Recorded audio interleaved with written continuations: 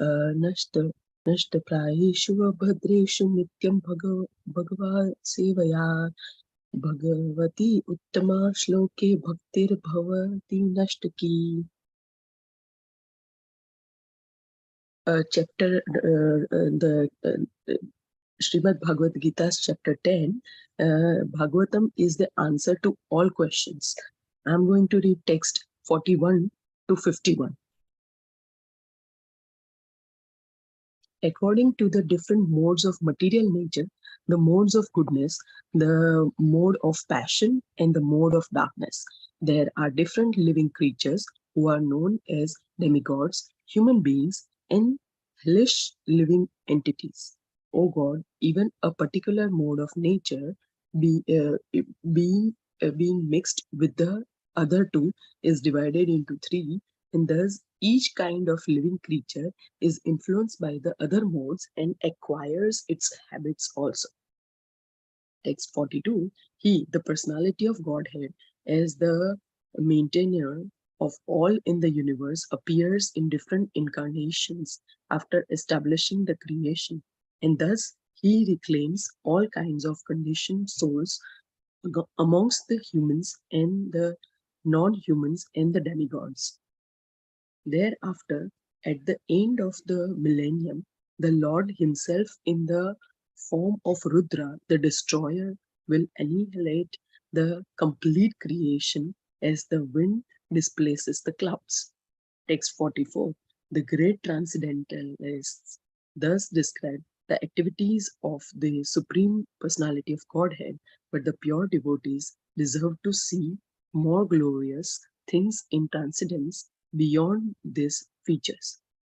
Text 45.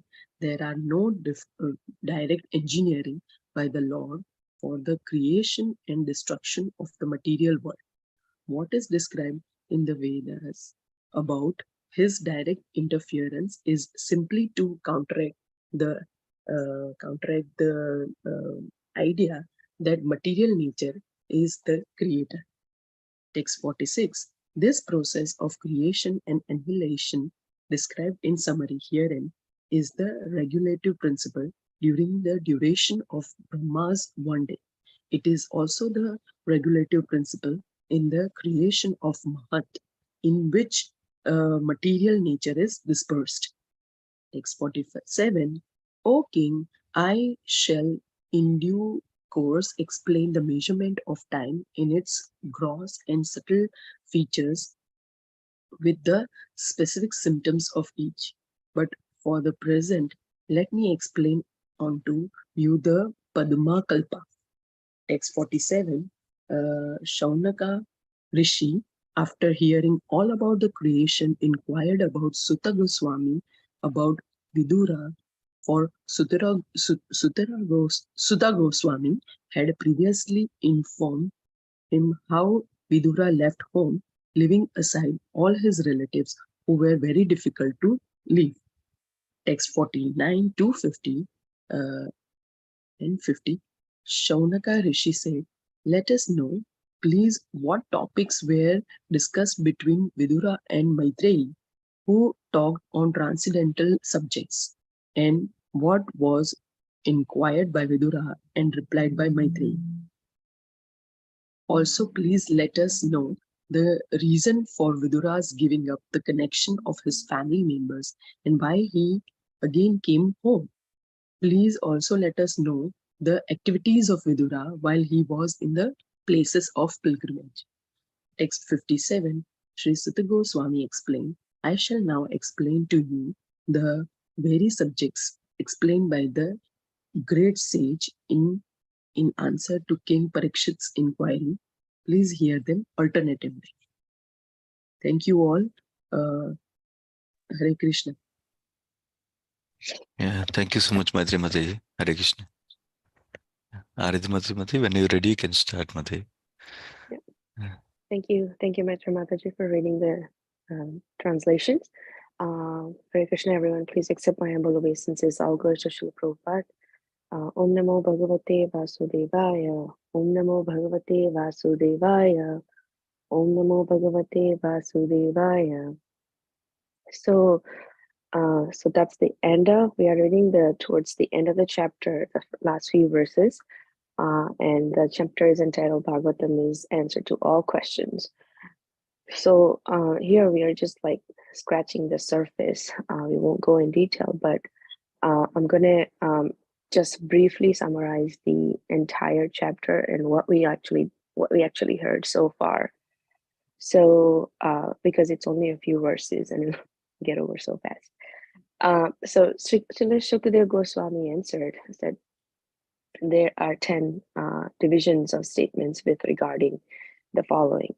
The creation of universe, subcreation, planetary systems, protection by the Lord, creative impetus, change of manus, the science of God, returning home back to Godhead, liberation, and samambonam. To isolate the transcendence of the samambonam, the symptoms of the rest are inferred by Vedas or by direct explanation or by summary explanation by the sages.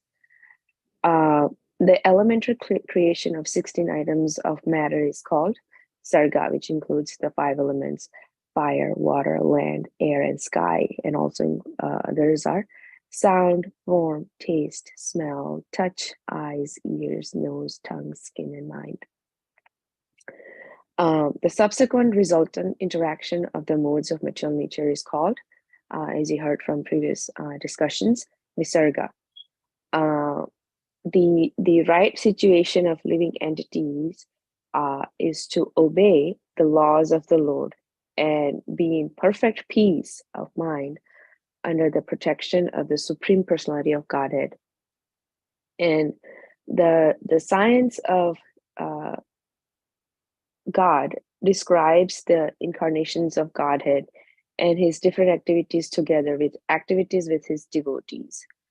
And then we also read that finding of the cosmic manifestation is the merging of the living entity along with his conditional tendency with the mystic lying down of the Mahavishnu. Liberation is the permanent situation of the form of the living entity after he gives up the changeable gross and subtle material bodies. The Supreme One is the supreme source of the cosmic manifestation, as well as the reservoir and binding up. The supreme fountainhead is the absolute truth. So we also read about the Adhyatmic, Adidevic, and Adibhautik. So all 3 stages of living entities are interdependent. In the absence of one, the other is not understood, but the Supreme Being is independent of all of them. The Supreme Person is not impersonal and is therefore a Nara or a person.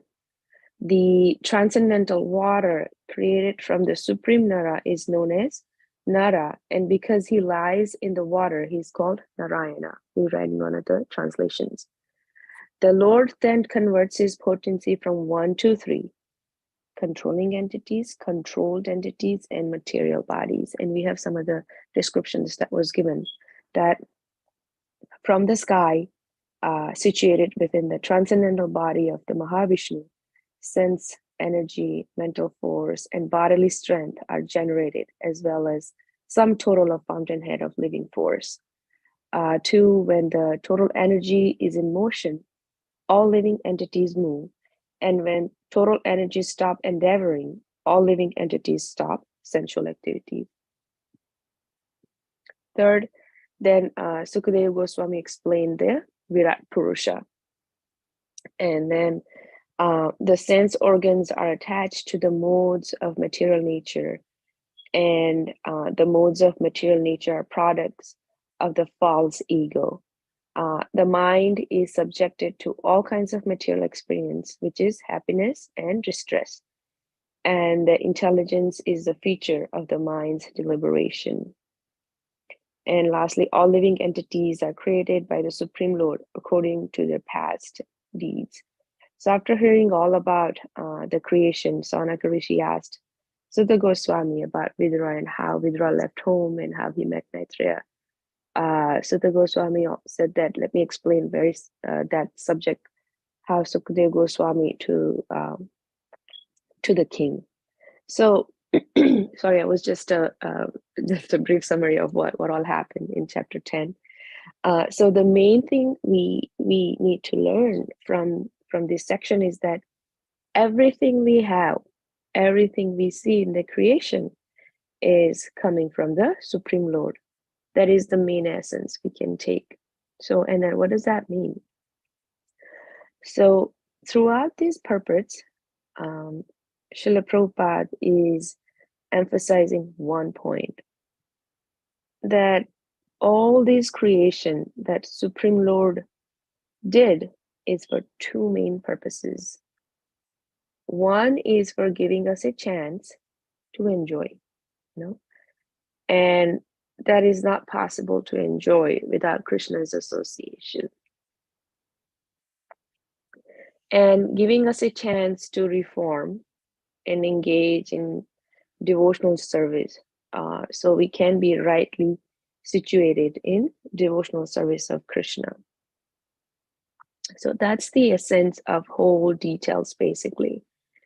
And we need to recognize that everything comes from Krishna, and that we need to engage in devotional service of Krishna so we can perfect our life without wasting our time in sense gratification, and go back to Godhead and serve Lord, the Supreme Absolute Truth, Lord Krishna.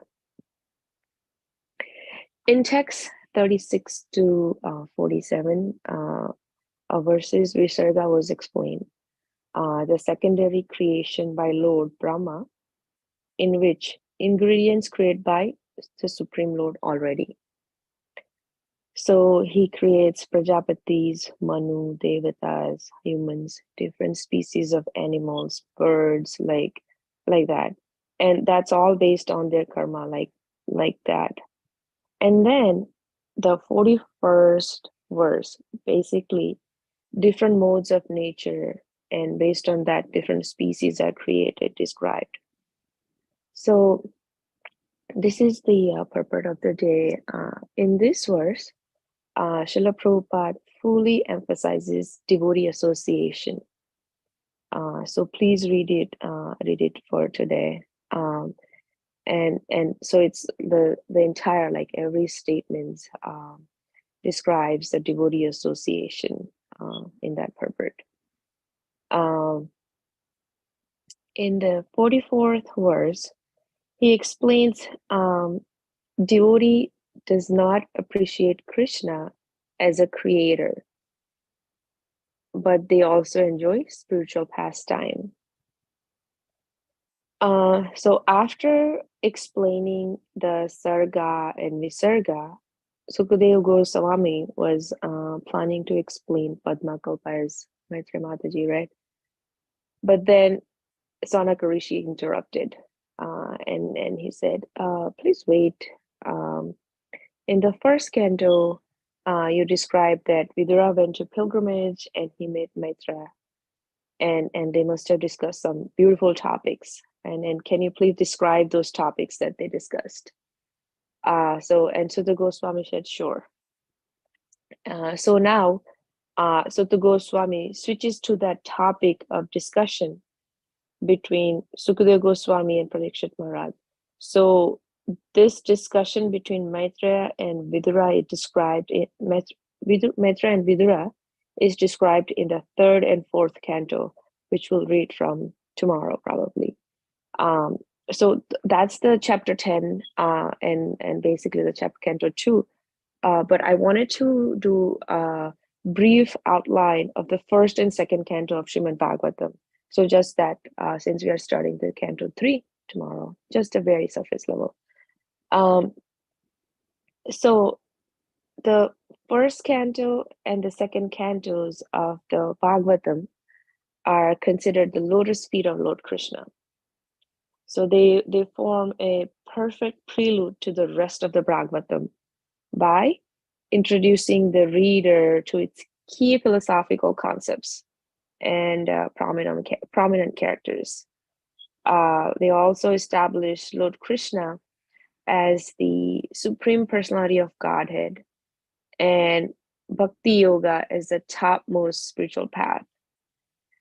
So in the first canto, Sutta Goswami describes to the Naimisharanya sages the history of Bhagavatam, the birth and activities of Parikshit Maharaj, who even chastised Kali, and the exclusive dependence of devotees like Uttara, Pandavas, Kunti, and Bhishma on Lord Krishna, and Bhaktavatsala, Krishna's reciprocation with them. In the second canto, Sukadeva Goswami describes the supremacy of Krishna Bhakti while presenting various other processes on the Vedic landscape. We saw that demigod worship, meditation on the universal form, which is the Virat Rup, and Super Soul, which is Paramatma, as part of Astanga Yoga. He also explains the Chatursloki, the 4 seed verses of Bhagavatam. And finally, he gives the definition of the 10 topics of the Bhagavatam. So this canto establishes the supremacy of devotional service onto Krishna as the topmost spiritual path for the entire humanity. So there was only 10 verses, and we just scratched the surface of those verses. So please feel free to read the text 41 for today. It talks about devotee association in every statement. So that's the best verse. And that's all. Thank you for listening. Srila Prabhupada ki jai. Hare Krishna. Thank you, Prabhuji. Yeah, thank you so much, Aradhya Mataji, for summarizing nicely the essence of this particular chapter and also the first and second cantos entirely. If it's okay, I will highlight a couple of points. Yes, Prabhu, please feel free to do it. Yeah. Thank you, Mataji. So like Mataji was describing, the 41st verse is a wonderful verse purport today to read. So 41st verse talks about how we are influenced by, let me go to that verse. Basically, the point is that based on the different modes that we are influenced by, we are getting different kinds of bodies. That means generally mode of goodness, if you're predominated by mode of goodness, we can get a demigod's body. And then if you're predominated by mode of passion overall, then we get a human being body, like human form of life.